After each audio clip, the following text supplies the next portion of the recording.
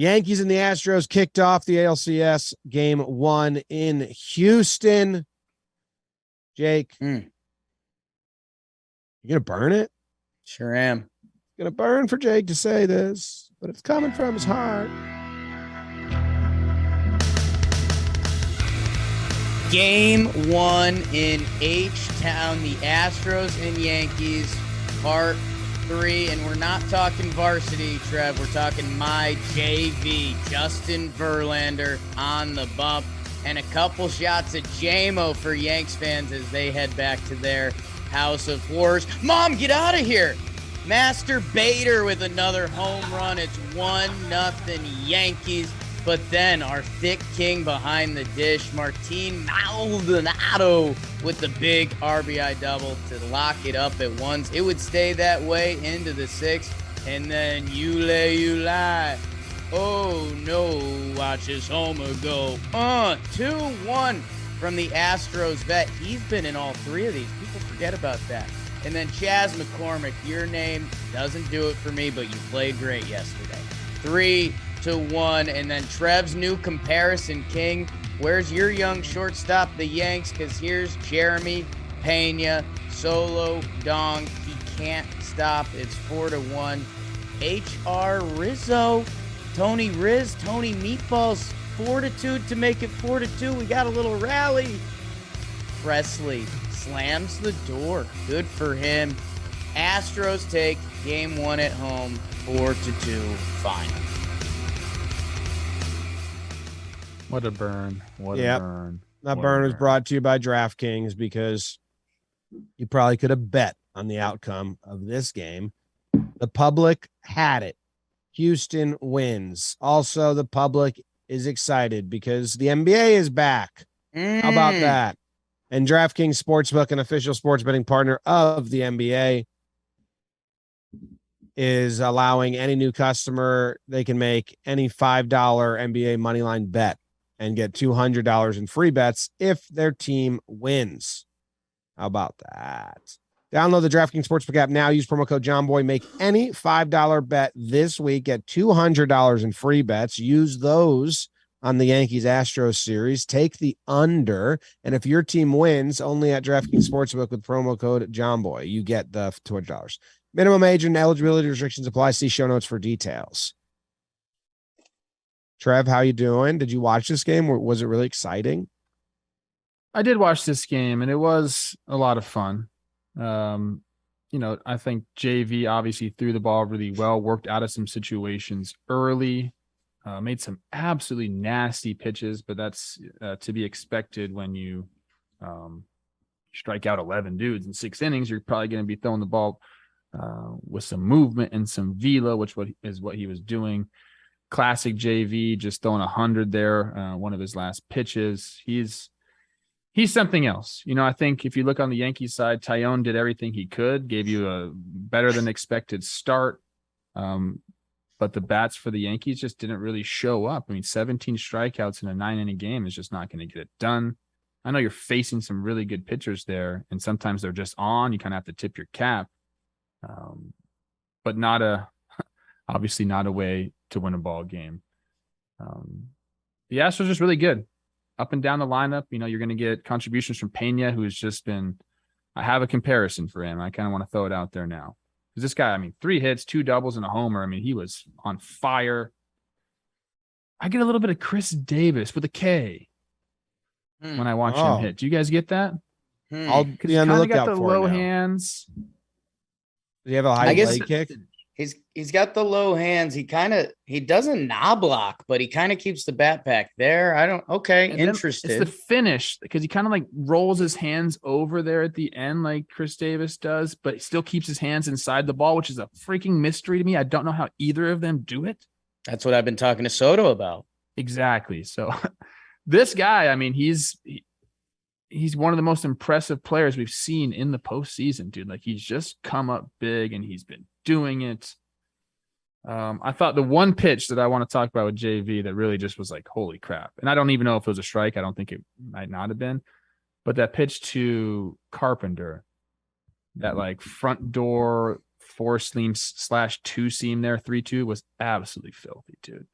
There's nothing you can do. I think the next at bat had him in the same situation and then goes like slider. So he's like Xing that inside corner on him. And there's nothing you can do if you're Carpenter. There really isn't, dude.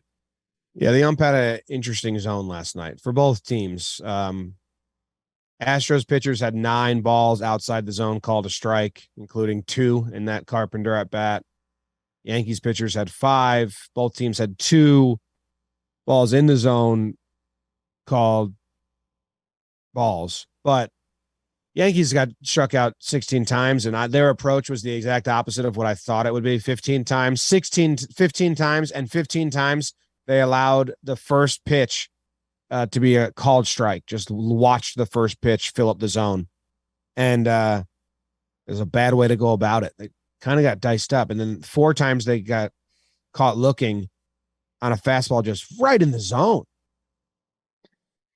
Well, they were swinging and missing at that like slider down and away so much that like I feel like you start to do that, then you start to guard against that pitch and say, okay, like I got to tunnel that pitch like closer in or third. So then you could just open it up. That opens up like a 4-seamer down and away where you are going to be frozen because you're saying, hey, I'm not going to swing at that pitch. I've taken that pitch out of my mind, out of my tunnel. But you can't do that when you got a guy like Verlander that can kind of do whatever he wants with the ball. I mean, he was lights out last night. And he knew he was getting that side of the plate, and he just kept going there. It's one of my favorite umpires too, Mike Molchinski. He's hilarious and awesome. But if you had I never heard his name before, and I thought that was a good thing. He's a good dude. Turns out it's the worst performance we've had in the postseason. Get him back, Money Mike. Verlander turned it on. The Yanks a little bit had him on the ropes. And hey, Justin Verlander's not going to let anyone get in his head, but his last start against the Mariners was bad. And his recent playoff history also not what you expect from Justin Verlander. I think his last 7 starts or something like that, he had a 6.4 ERA. So the Yankees, they get that Bader run up, and then they had that rally 2nd and 3rd, and you have Donaldson and Carpenter, 2 guys that, if you said, hey, you need a pro at bat, Josh Donaldson hit a fly ball, hit a chopper, get the run home. He goes down 1, 2, 3, like looking a lot. And then Carpenter, that at bat, you're right. I mean, that last pitch was awesome. That was some blitzball dot stuff. But yeah, a couple calls pivot before that, and Carpenter also chases one out of the zone that locked JV in. He strikes out the next 6 or something like that. That really changed his day. He made the adjustment. He found that kind of down and in slider that you were talking about that really became the go-to weapon. And he's Justin Verlander. So he takes that. And the Yankees on the other side, Trev, and it's where Yankee fans are torn up a little bit. JMO gives an effort. He's their 4th starter, 4.1, 1 Ernie. He's battling. I mean, the 1 run he gives up to Maldonado, and you're like, damn, that's the guy that gets you. But he did what his job in a playoff game was. They go to Clark Schmidt again, who I like. Clark Schmidt, nice kid.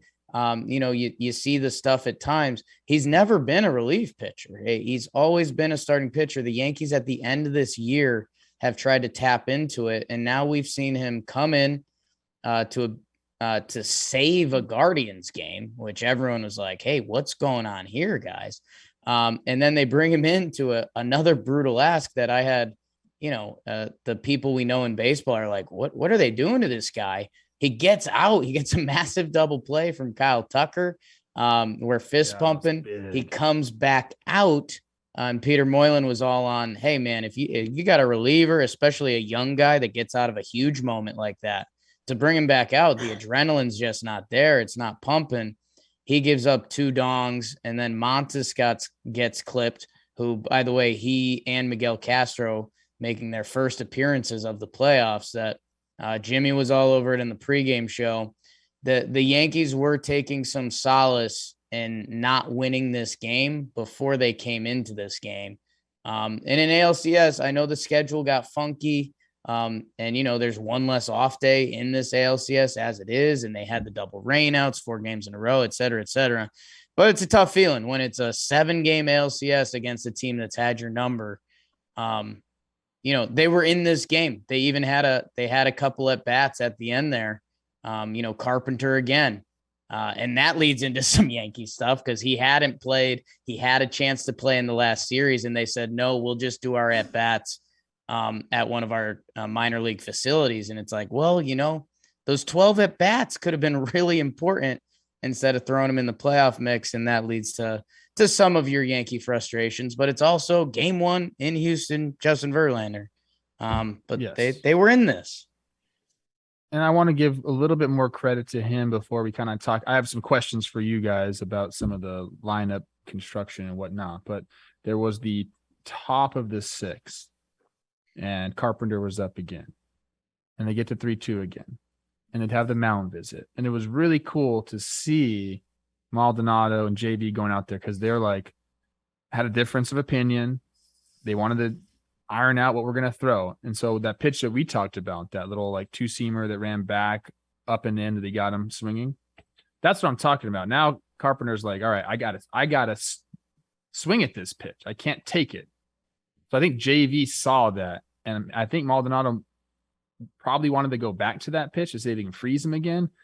They end up tunneling the same tunnel, but now that pitch goes down into his feet and there's just no chance, man. Like he made the pitch that he needed to make right there. And it's just so impressive, man. Like the thought process behind some of this stuff. It's not just him bullying people. It's like, no, man, like this guy, there's a reason he's a Hall of Famer. He's got the plus stuff that he can bully you with, but when he needs to make a pitch and put it where he wants to, like he was doing it, dude. That pitch was both of those at bats to Carpenter. I feel really bad for him because he just got diced up right there. Like work a full count and then get diced up is tough. Yeah, not as bad as Donaldson, but the two of them were 7 strikeouts. Donaldson looks a little lost up there right now. I mean, he is pulling out. Verlander was pitching to him like he was his little brother. Like, hey, here's a curveball, buddy. Let's see if you can hit it. It is bad. He did take a pitch there to get a walk. I know that's his last at bat was good, which was tough after the other 3. Yeah. Okay, some questions. Yeah. Okay. So we see the roster. We see Peraza on the roster. Cabrera's obviously on the roster. And then we see the lineup and Stanton's in left field. And so we thought if that was going to happen, that meant somebody else was playing shortstop after IKF gets benched in the clinching game. That didn't happen. And not what then I thought. You didn't think that was going to happen? I thought that was going to happen. That was the situation we were talking about. You're logical, smart. So then we don't even see those guys hit at all. We see a pinch run and we see at the top of the 9th, you have Bader, IKF, and Trevino. It seemed like a time to step in and maybe let Bader hit. What are we calling him now? Master Bader? Harrison. Soil tissue. Let him hit. Trevino and IKF, I think you got to make a move there. And we didn't do that. So what's the point of having these dudes on the roster? I mean, do you want to hear what the Yankees are thinking? Because yeah, I do, I guess. I mean, it just seems to me like that's the perfect time to put these guys up there. Well, the Yankees called Peraza up and put him on the roster. But they need to make sure IKF doesn't feel bad, so they start him right away. They also like his ability against Verlander, which whatever. No idea why they didn't pinch Oswaldo Cabrera for IKF in that at bat. Besides, it would hurt IKF's feelings, which they have been overtly sensitive to all season. In like a disgusting, you're treating this kid like he is an 8th grader that got called up to play on varsity, and the whole team, you have to just like kid gloves. Other than that, I have no reason why to think they wouldn't pinch hit the lefty who's better defensively than him. But the real reason is they didn't care about this game that much, Trev. I mean, they brought Clark Schmidt into a tie game. When Trevino, a professional reliever they traded for and has been great, was loose and ready. You have one option. Here's the professional player we traded for that was loose and ready, and he's a professional reliever. Or you have this kid who's been a starter, and we've kind of used him as a reliever down the stretch, but not in high leverage situations besides when he blew the game against the Guardians where we tried to make him the closer. And they go with him. And then it's a 2-run game, and you have the heart of the Yankees order coming up the next inning. And you have faith in those guys to pop some runs. You have to. And instead of going to a professional reliever or someone that's good to hold that 2-run lead, they go to Montas, who hasn't been good ever with the Yankees since the trade, also hasn't pitched in a major league game in 6 weeks, and he gives up a home run right away. Now the 2-run lead is a 3-run lead. And that's what I said on the pregame show, that they are going to manage this game to get everybody in and to get them loose. So if you use them again later on, you can say it. And that's exactly what Boone said in his postgame. They asked about Clark. Well, it's a tough spot, tough matchup for him, but hopefully he learned something from it and helps him out later in the series. Carpenter. Well, if you want to take positives from it, he saw a lot of pitches, and hopefully that helps us on, adds value to his at-bats later on. And that was their mindset. It was just infuriating. Okay. It did seem like that. Like they maybe had some guys down unless the whole emergency bullpen or something. I don't know. Yeah. Because, that was a long series and, they didn't have the off day. So maybe that was the plan all along. I don't like the plan. But then also like Carpenter, he thrived in a pinch hitting role. And I know he hasn't seen a ton of at-bats. He's been hurt. So like, I guess I see that thought process, but like, I don't think game 1 in Houston is the time to get him some like ramp up at bats. Like that doesn't make sense to me. I'd put him in the role that he thrived in. Like, let this guy pinch hit. He could have been the one to come in there at the end. He's going to be a pinch hitter the rest of the way, but this was his practice game. This was his practice game. So that doesn't make a lot of sense to me. Also, the way that Peraza was handled, even in September, we were talking about before the game or before the show, there was like September 9th through September 20th. He didn't even play at all. What if I tell you this? Trev? Okay. They said the whole time that Carpenter was healthy and he was going to play the 4 games in Texas against the Rangers at the end of the season so he can get at-bats and pitches. It would have been 16 at-bats. But to do that, they would have had to DFA or IL Marwin Gonzalez. And they didn't want to lose a player, and they didn't want to send Carp to Texas. So they were like, you know what? Instead of doing that, he's just going to hang out in by our AA team and take live at-bats and not get the reps in Texas. And now Marwin's not on the roster. Carp is, and he's getting these at-bats here. And they're saying, well, we had to get him some at-bats so we could see some pitches moving forward. It's like, you guys are dumb. Yeah, just put Cabrera in left field, Stanton at DH, have Carpenter off the bench, and maybe if you really believe in this Peraza guy, you can put him at shortstop. It's not an easy thing to do. Like, I'm not saying like that's going to solve all the problems. He might look horrible out there, but he also might be pretty good and better than your option that you have right now. Some interesting things going on there. I can see why there's some frustration. We'll see. We'll see what the lineup looks like today. At Yankee Stadium, their only now left field option is Cabrera, who, got moved to shortstop with the season on the line to play over the guy they played at shortstop all season. Cabrera, Trev, was the second baseman to the shortstop Peraza at AAA, who they now called up. And, I know we're kind of knobs. We're short, we're handsome. People are jealous of us, whatever. Like Jack Curry, who's one of the most respected writers in the business, like Peraza is their best glove at shortstop. By the way, the kid came up. I know it's a small sample. It's 50 at bats. He had like an 830 OPS.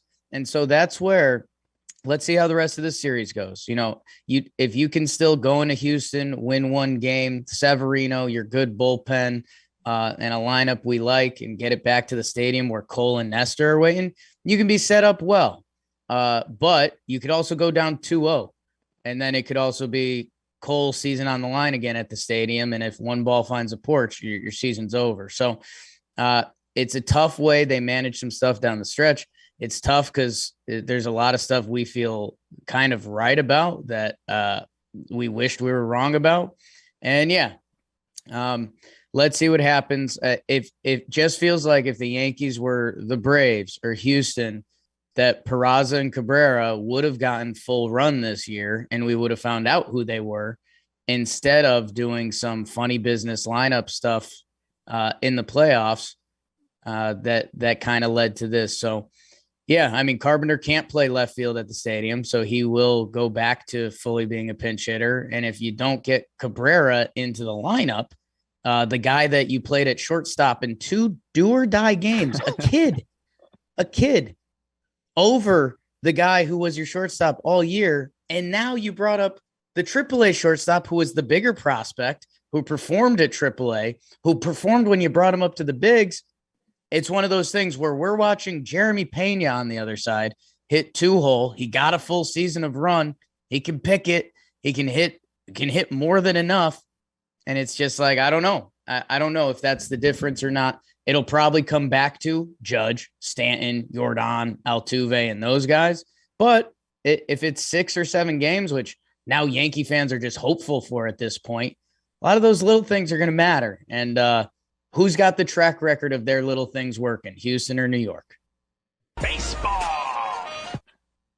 I do want to say how impressive it is. Now Houston's 4-0 in these playoffs. Altuve is 0 for 19. Yeah. He's got on base twice. He hasn't done anything for them. If this guy gets going, along with the rest of the lineup, I mean, that's another gear they can kick it into, which is scary for teams that have to play them. Yeah, and he's jumping pitches early because the Mariners went slider away heavy on him. You saw him swinging early in this game. They're just trying to jump out of it. The Astros won that game with the bottom of their lineup. I mean, Bregman's going to get going, and Bregman has a big hit that Judge robs him of in the first that would have been game-changing. They pitch completely around Alvarez in his first at-bat. They intentionally walk him in his second or third. I forget what it was. Or his third. And his second, they got him to pop up. But, those guys are going to come play. And Presley looking as sharp as he did was probably big moving forward.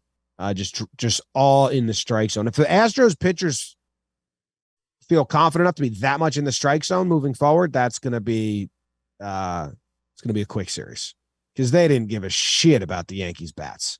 They were all in the zone. I don't expect the Yankees to look like that offensively. Like that is hopefully it's a 1-game thing. You just, fresh off a champagne shower right into the lion's den. Like I could see how there could be a little bit of shell shock there. 17 Ks is just unacceptable. They get Framber tonight, which is interesting because he's disgusting. So go ahead and good luck with that. Severino for you guys. I don't want to call it a must-win game, but it's you don't want to go down 2-0 to this Astros team that seemingly, like, just like you said, they do the little things right and they have guys step up, and there's, like I said, another gear that they can kick in. Yeah, you gotta Savvy's got to keep it close. Little watch out for him throwing high fastballs up in the zone. He gets so amped up he can't control it. Hopefully he got it out of the way in the first couple innings in Cleveland. And then it needs to be a close game. The Yankees will deploy their bullpen today because what they said was, everyone's theory is you got to split on the road. So they are selling out for game 2 and they undersold for game 1. Pitching wise, hitting, they wanted to hit. They wanted to beat the Astros. The Astros just bullied them on that side of the ball. But the decision making was very much bullshit. And it's by design. Yankees propaganda. If you win today, you're set up well. It's that bump Trev keeps talking about. You would have Cole and Nestor at the stadium in a 1-1 series. Like, that's the spot you'd want to be in. But if you don't, you're down 2-0 to the big bad wolf. And there's just so much blood in the water, and those guys are sharks. So I don't know. Tonight's game should be awesome. Like I know basically all we do is advertise for baseball, but Sevy, Framber, these two teams, like the Yankees with their last night too, bro. They were talking shit. Oh yeah. I mean, there's Donaldson saying throw the ball back. If Donaldson played like he has the rest of his career, I would love him. OPS in the 6 this year. So interested to see that Yankees lineup. Interested to see how they deploy their bullpen. And man, Framber versus Sevy, you got some different styles of sexy pitching out there. Yeah. I mean, Framber's curveball got 45% whiff rate, and the Yankees had a giant whiff rate on the curveball yesterday. 71% against Presley. Montero doesn't throw a curveball or a slider. Neither does Neris, but Verlander on his slider and curveball. It's 9% whiff rate. So on the lookout. It's no more 17Ks for the Yankees. Come on, guys. That'd be nice because they were just straight up guessing wrong. Yeah, it was bad too. Those were out of the zone. I saw like at least 5 down the way sliders that were not even close. They were just waving at. It's tough. I've been there. Don't do it again. Don't do it again. Good job by the Astros. Goodbye. Auf Wiedersehen.